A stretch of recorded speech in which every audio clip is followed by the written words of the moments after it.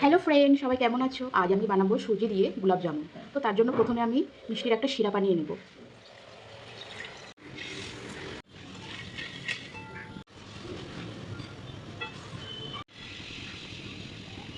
আমি এবার কড়াইতে একটু ঘি দিয়ে সুজিটাকে ভালো করে ভেজে নেব।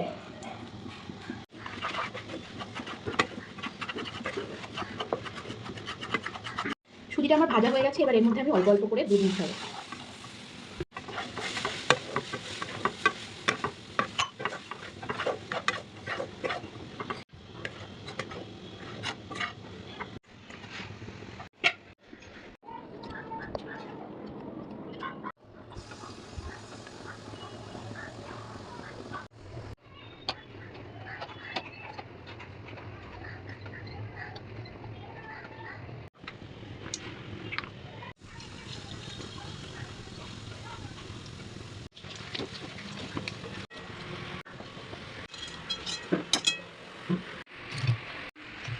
তৈরি হয়ে গেছে আমার সুজির গোলাপ জামুন।